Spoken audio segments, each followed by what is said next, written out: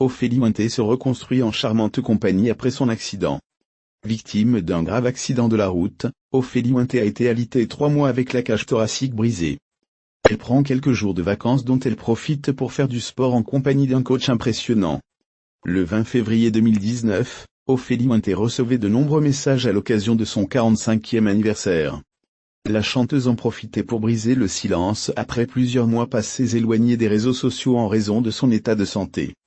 L'interprète de Chamon avait, en effet, été victime d'un grave accident de voiture. Après 3 mois alitée, Ophélie se ressource dans un lieu qui lui est cher. Et en solide compagnie. Lundi 25 février, Ophélie Winter a posté une photo de son havre de paix, le Nikki Beach Resort Spa à Dubaï. La star se ressource et se reconstruit dans la salle de sport de l'hôtel.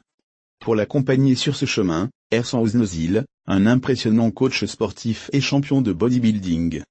En légende d'une photo Instagram la montrant tout sourire au bras de cette montagne de muscles, Ophélie écrit, enthousiaste.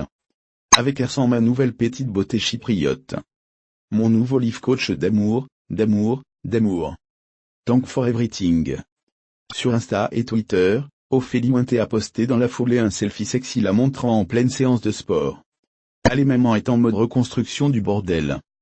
La star revient belle, et bien de loin comme elle expliquait sur Twitter il y a quelques jours.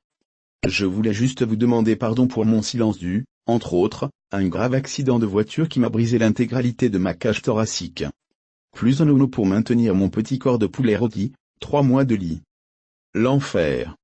J'espère que vous comprendrez que j'ai préféré garder cela pour moi, vu l'ambiance de notre cher pays, je n'ai pas jugé nécessaire d'en rajouter une couche en me plaignant.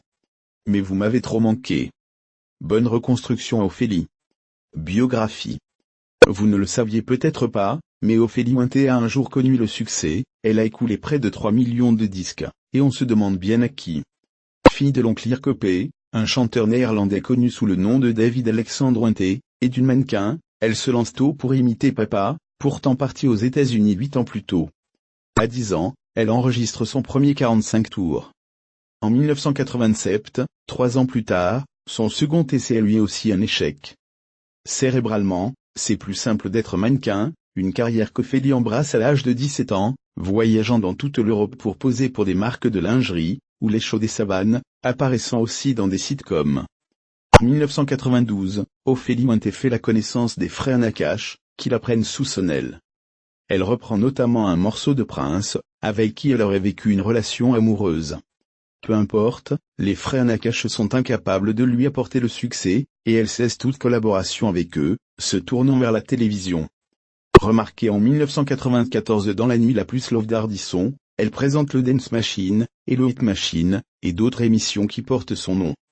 En 1995, portée par cette nouvelle notoriété, sa carrière de chanteuse peut enfin décoller avec Dieu m'a donné la foi, puis l'album Nos Soucis.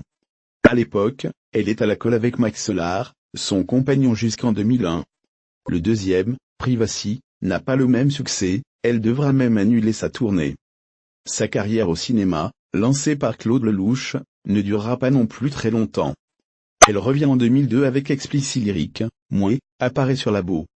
De RRRR, le film d'Alain Chabat, son compagnon de l'époque, Alain, sérieux.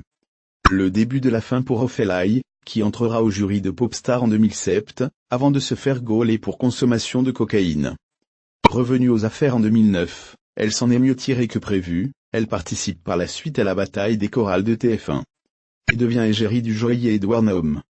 Par contre, ne lisez pas son compte Twitter, il y a de quoi devenir fou.